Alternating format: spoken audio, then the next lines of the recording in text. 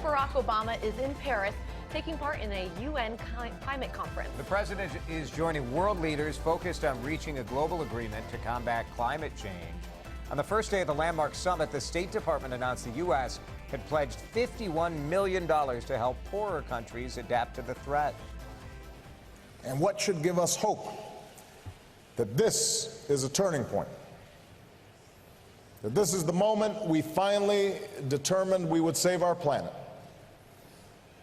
is the fact that our nations share a sense of urgency about this challenge and a growing realization that it is within our power to do something about it.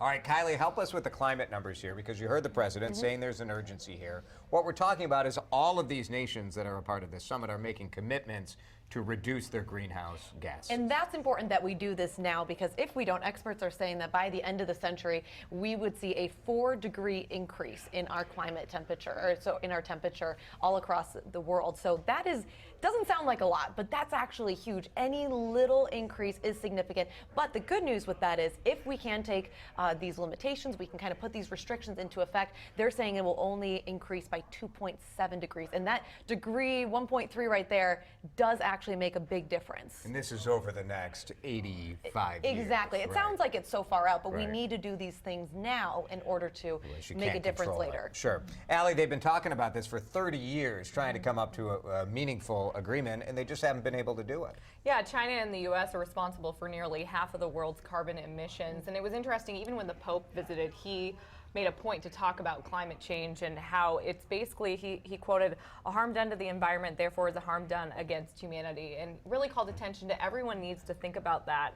And I thought it was really interesting. I was looking at a study out of the University of Northern Illinois, and it said the most hazardous waste is generated by big companies rather than small, which would make sense for China and the U.S. And we all think, like, oh, if we would recycle more, if we bought more fuel-efficient vehicles, those things make a difference.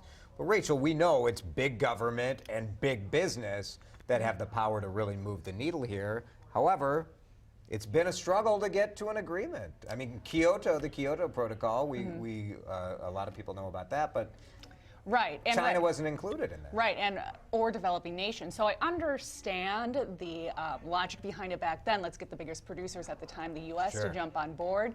But now as they have, and it's looking at the developing countries, it's how do you pay for that? How do you Sure. help them They get can there? afford some of this stuff. Right, but there's a donation of $51 million. That doesn't sound like a lot in the long run, right? Right, all around the world. Kylie, this year the president's saying there is hope. Many of the experts have been saying, this might be the time they really can do it. And that's maybe because we all are seeing the effects of extreme weather now. Absolutely. We're getting that public opinion behind it quite a bit more. What's interesting about this conference, there's no discussion here about whether or not climate change is happening. This is just what are we going to do going forward. And a lot of that does come down to people seeing it in their everyday lives. We have shorter winters. We have more major weather events like hurricanes and tornadoes that come and really impact these people on a daily basis. So when you start to see it in your home, that's when you get behind it, I think. I want to show you this amazing drone video, melting ice from Greenland in Norway. Glaciers there have retreated faster in the past 10 years than over the decades since scientists started measuring their size and their movement.